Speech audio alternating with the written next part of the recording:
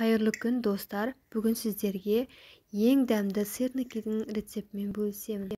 Ол үшін бізге ең алдымен сүзбе керек болады. Қолданатын сүзбе құрғақ болмауы керек. Мен үй сүзбесін қолдандым. Ол өте жұмсақ және бір-бірімен бірігуі оңай болады. Үстіне бір жұмыртқаны жарып саламыз.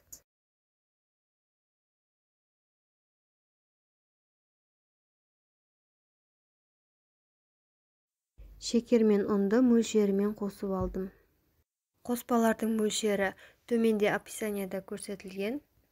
Көрсетілген мөлшермен қоссаңыздар сәтті шығады.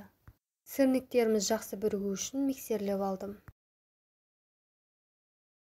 Біздің қоспамыз дайын болды. Өте жұмсақ, жақсы бірігеді.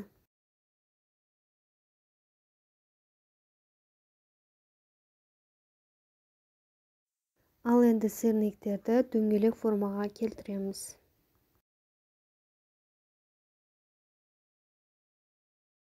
Менде 9 дана шықты.